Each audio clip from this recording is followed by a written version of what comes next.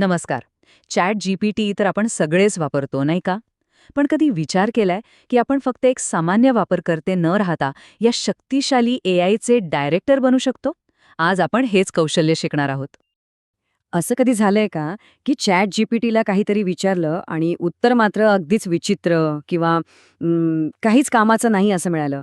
मला खात्री आहे आपल्या सगळ्यांबरोबर असं कधी ना कधी नक्कीच झालं असेल. पण गंमत माहितीये काय आहे? यात दोष एआयचा नाहीये.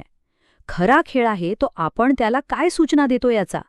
याचं नियंत्रण पूर्णपणे आपल्या हातात आहे. तर मग हे चॅट जीपीटी नक्की आहे तरी काय?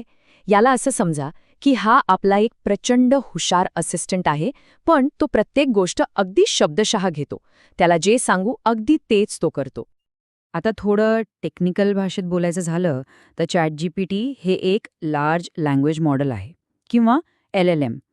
हे ओपन एआयने तयार केलंय आणि याचं काम काय तर प्रचंड मोठ्या डेटामधून पॅटर्न्स शिकून माणसांसारखं लिहिणं आणि बोलणं. आणि हो, आपल्या वापरासाठी याचे दोन मुख्य प्रकार आहेत. एक आहे फ्री व्हर्जन, जे रोजच्या छोट्या मोठ्या कामांसाठी पटापट प्रश्नोत्तरं मिळवण्यासाठी अगदी उत्तम आहे. आणि दुसरं आहे पेड व्हर्जन, जे जास्त फास्ट आहे, जास्त चांगलं लॉजिक वापरतं आणि हो, यात रिअल टाईम वेब सर्चसारखे भारी फीचर्स पण मिळतात. चला, आता येऊया सगळ्यात महत्त्वाच्या भागाकडे. ती म्हणजे प्रॉम्प्ट देण्याची कला. प्रॉम्प्ट म्हणजे आपण एआयला देतो ती सूचना.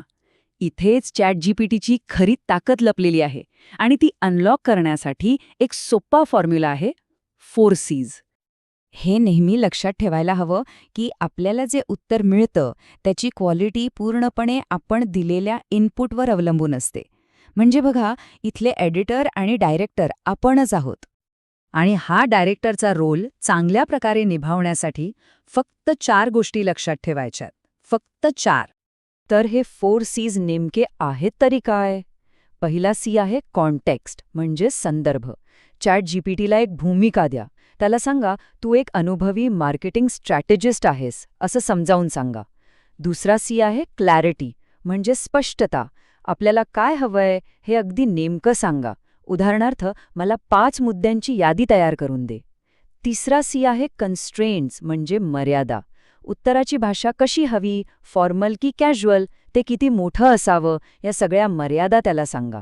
आणि चौथा आणि खूप महत्त्वाचा सी आहे इटरेशन, म्हणजे सुधारणा. पहिल्याच प्रयत्नात थांबायचं नाही. जे उत्तर मिळालंय त्यावर आणखी सूचना द्या. हे अजून सोप्पं कर किंवा यात एक कॉल टू ॲक्शन टाक, असं सांगून आपण त्याला आणखी चांगलं बनवू शकतो. बरं, तर आता हे सगळं शिकल्यावर या नवीन स्किल्सचा वापर करून चॅट जीपीटीला आपला एक जबरदस्त असिस्टंट कसा बनवायचा? चला, काही प्रत्यक्ष उदाहरणं पाहूया. समजा आपण कंटेंट तयार करता, तर आपण त्याला व्हायरल होऊ शकतील अशा 10 व्हिडिओ टायटल्सची आयडिया विचारू शकता किंवा एखाद्या विशिष्ट ऑडियन्ससाठी ब्लॉग पोस्टची संपूर्ण रूपरेषा तयार करायला सांगू शकता. एवढंच नाही, तर एका ब्लॉग पोस्टला 5 वेगवेगळ्या सोशल मीडिया कॅप्शनमध्ये बदलायलाही सांगू शकता. किती सोपं होतं काम? जर आपण कोडिंग किंवा टेक्नॉलॉजी क्षेत्रात असाल तर हे खूपच उपयोगी आहे. पायथनमध्ये एखादं छोटंसं फंक्शन लिहून घेण्यापासून ते जावास्क्रिप्टच्या कोडमधली प्रत्येक लाईन समजावून घेण्यापर्यंत किंवा कोडमधल्या चुका शोधण्यापर्यंत, म्हणजे डिबगिंगसाठी सुद्धा याची मोठी मदत होते. आणि फक्त एवढंच नाही, आपल्या रोजच्या कामातही हे खूपच कामी येतं.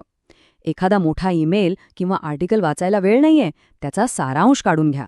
एखाद्या नवीन विषयावर माहिती हवी आहे, ॲडव्हान्स सर्च वापरून रिसर्च करा. आणि हो, व्हॉइस मोड वापरून हातांचा वापर न करताही याच्याशी बोलू शकता. पण एक गोष्ट लक्षात ठेवली पाहिजे. कोणतंही शक्तिशाली साधन वापरताना काही जबाबदारी पण येते. म्हणून यावर प्रभुत्व मिळवताना काही गोष्टींची काळजी घेणं खूप महत्त्वाचं आहे.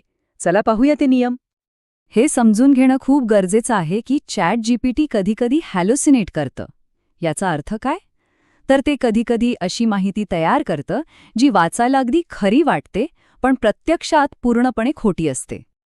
म्हणूनच पहिला आणि सगळ्यात महत्त्वाचा नियम, नेहमी फॅक्ट चेक करा. म्हणजे मिळालेल्या माहितीची सत्यता तपासा. विशेषतः जेव्हा आकडेवारी, तारखा किंवा इतर महत्त्वाची माहिती असेल तेव्हा यावर आंधळेपणाने अवलंबून राहू नका. दुसरी महत्त्वाची सवय, पर्सनलायझेशन.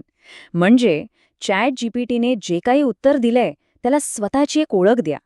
तो फक्त एक कच्चा मसुदा आहे असं समजा. त्यात आपला आवाज, आपला अनुभव आणि आपलं ज्ञान टाकणं खूप गरजेचं आहे. आणि तिसरा, सुरक्षेच्या दृष्टीने अत्यंत महत्त्वाचा नियम.